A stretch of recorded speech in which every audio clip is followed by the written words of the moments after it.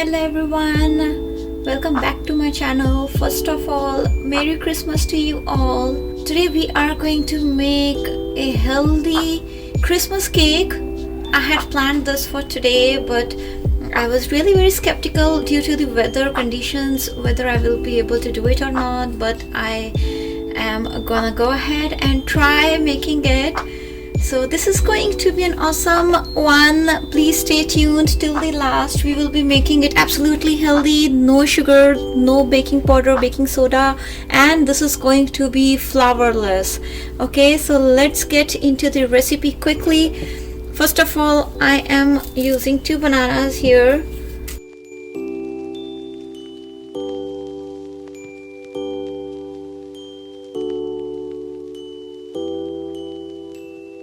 Now we are just going to mash these. We are using bananas since they impart natural sweetness to the cake, and also they will keep the cake moist, as we are not using any artificial sugars. So we will be using bananas to give its natural sweetness to the cake. Okay, so here we have mashed 2 big ripe bananas.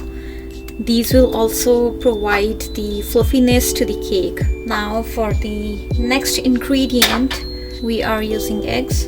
I'm also gonna keep a jar ready here.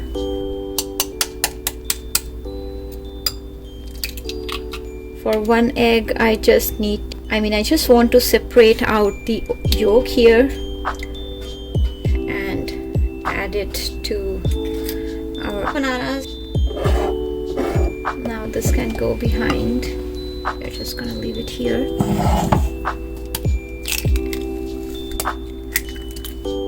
This can also stay here. Now coming to the binding part, we need something to replace a refined flour or corn flour. So here the replacement is oats. I am using 1 cup old-fashioned oats here. I'm just gonna make it into a powder. So we have the powdered form of oats ready here. Now to this we will add our banana and egg yolk. This goes in the jar, and now let's blend it. We have it all blended. So we have transferred the entire blended batter here in a separate bowl. Now next we are going to beat some eggs. If you have the electric hand blender, please use that. I do not have the electric hand blender, hence I'm just going to go ahead and beat it in a blending jar. And also it might take a little long time because we want it a very creamy texture. This is really important since we are not using any baking powder or baking soda, so having a very creamy texture of beaten eggs is really important. Okay, so I will go ahead and use my blender to get the result. After beating it for about 30 seconds in the blender, there is something that we need to do. Even when you're using your electric hand beater, you are required to do in between this step. So here you can use 1 tablespoon of brown sugar if you like, if you do not have the mesdood dates, but I am gonna use 3 mesdood dates here. These are pitted. Okay, they don't have any seeds, they are all pitted. So I'm going to go ahead and use 3 of these and a few drops of lemon, just drops, not much.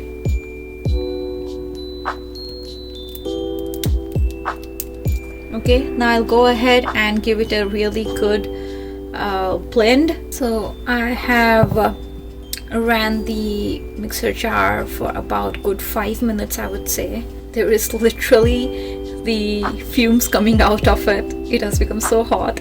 It feels good though. In such chilling temperature, it feels good. Okay, so we have the kind of consistency we need. We have it here. Now for the next part, or I would say the last but one step, I turned on the oven for preheat at 177 degrees Celsius, or you can say 355 degrees Fahrenheit. Now let's add this to our batter here and mix it. I do not have a better spatula or the one that we use for cakes, so I'm just using the regular one with the silicone thing so that it helps with this folding. So here for us the sweetness will be provided by both banana and by mesut dates. Now you see this has all combined well. The color is so uniform, so we know that it's all combined well. Now for the last step, we are just gonna transfer it into the mold. Let me quickly grab my mold. So instead of having single mold, I am using the cupcake tray here. Let's make use of this. And also I wanted to give some shapes to this, so I'm also using my silicone molds here. I'm just gonna chop it in this cupcake mold so that they becomes easier to handle. I have so many of these, but I'm just gonna go ahead and use some shapes of different colors. I mean, it doesn't matter like what color the silicone mold is. It doesn't really matter because at the end it's just the cake that is gonna come out. Let's go ahead and do this. I will also use the normal cupcake paper. You can avoid this hassle by pouring it into a single baking tin. Just grease it with some olive oil or butter, or use some parchment paper, dust some flour, and that should be good. I'm just making it to cupcakes, so there is a reason. One, that I'm the only person who is going to consume this cake, so making cupcakes makes it easier that I'm not gonna cut into the entire cake, and it is easier that you just have one cupcake whenever you feel like, right? Instead of just cutting into the entire cake. This feels so good. To be honest, I'm trying this for the first time and I really hope this comes out good.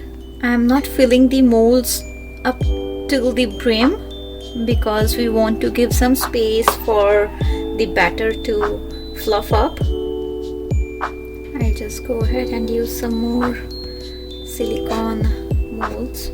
And finally there was a very little batter left. I have adjusted it here. So now here we have our beautiful cupcake tray ready, baking tray ready. I'm gonna put it in our oven. The oven is already ready. It's preheated. Again, remember, I have preheated it at 177 degrees Celsius or 355 degrees Fahrenheit.